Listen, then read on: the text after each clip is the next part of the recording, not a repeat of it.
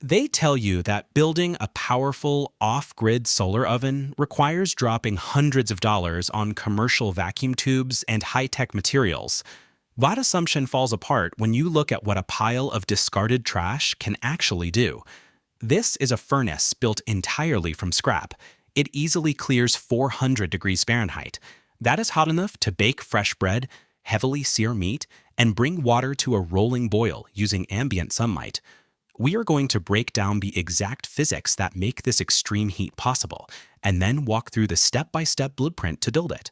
By leveraging a few basic thermodynamic principles, you can turn off-grid cooking from an expensive luxury into an achievable, highly reliable tool for total self-reliance. The intense heat of this furnace relies on three core concepts: concentration, absorption, and insulation. First, we look at concentration. This diagram shows ambient sunlight as straight, evenly spaced lines across a flat plane. The energy is dispersed. By placing angled side panels, we funnel all those dispersed photons into a single, intensely dense central point. Once we concentrate that light, we need to absorb it. If you build the inside of a cooking chamber with shiny or reflective surfaces, the incoming light waves will simply bounce off the walls and exit the oven, taking the energy with them. To capture that energy, we use dark, flat, textured surfaces. These materials act like a thermal sponge. They trap the concentrated light waves and immediately convert them into radiating heat. By pairing massive external reflective funnels with a highly absorbent micro-textured interior, we achieve the extreme thermal density required to cook raw food. Generating 400 degrees of heat is entirely useless if it immediately leaks out of the box and dissipates into the surrounding air. We use the greenhouse mechanism. Short-wave light energy moves downward, passing cleanly through a transparent glass barrier. When it strikes the dark bottom layer, it transforms into whiter, long-wave infrared radiation. These waves bounce upward, but cannot penetrate the glass, deflecting back down into the chamber. At the same time, the trapped heat will naturally attempt to escape through the solid walls of the box via conduction. We stop this conductive transfer by wrapping the core chamber in thick blankets of non-conductive materials. When you combine a high-energy infrared feedback loop at the top with heavy non-conductive insulation on the sides, you create an impenetrable thermal vault.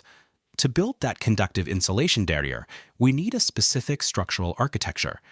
This schematic shows a box-in-a-box configuration, with an inner rectangular chamber centered inside a larger outer box, leaving a strictly defined empty gap between the two. For the raw materials, you need a weather-resistant wooden outer box and a heavy-duty metal inner chamber, sized so there is exactly a 2.5-inch void on all sides. To fill that void, we need insulation materials that naturally trap microscopic pockets of air, such as shredded cardboard, old scrap cotton jeans, or heavily crumpled newspaper work perfectly. For the clear top barrier, you must use real glass.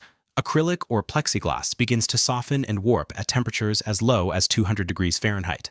Inside a furnace operating at 400 degrees, clear plastic will melt entirely and ruin your food.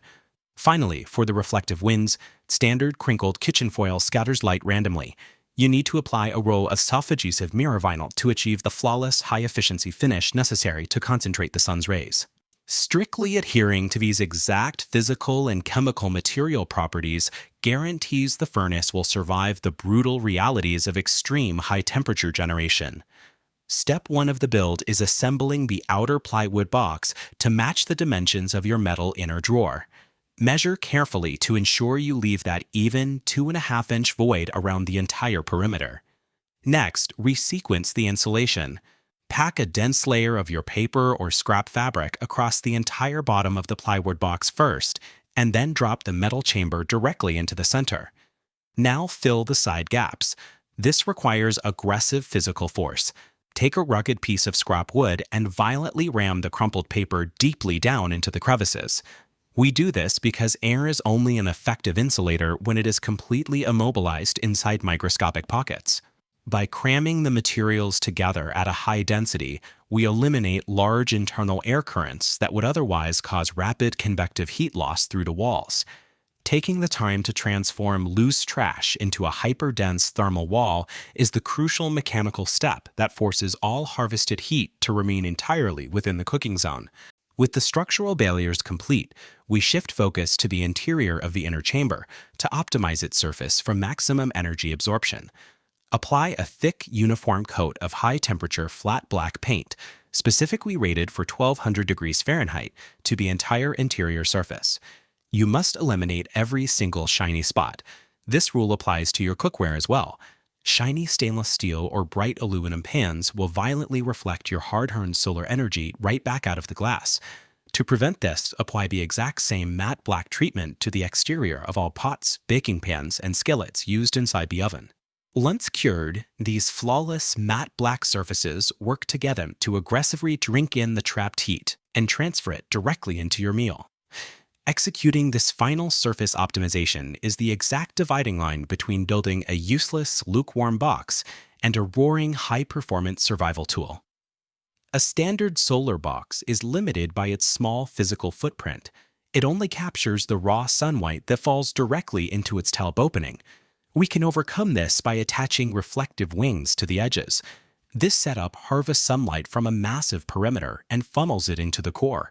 These panels take the gathered light and bounce it straight into the cooking chamber, significantly increasing the concentration of energy.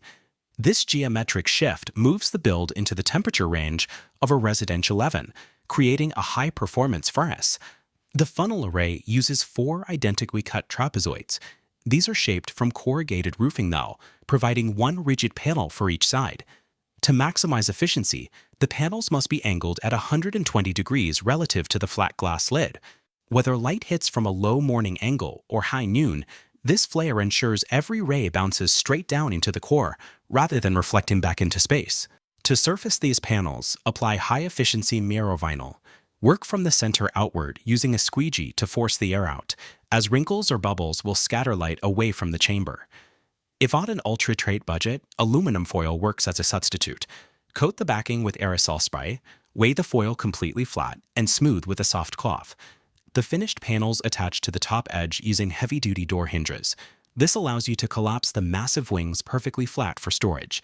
Additionally, the hinges allow you to micro-adjust the angle of the array to trace the sun's exact movement throughout the day.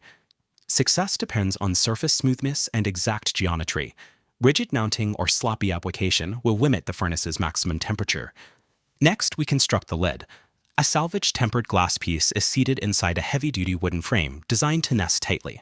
To prevent energy leaks, we install a high-temperature silicone automotive gasket along the rim where the frame meets the box. Because hot air rises, even a microscopic gap in this seal allows heat to bleed into the atmosphere, causing internal temperatures to drop. Capturing solar radiation is only effective if it can be contained.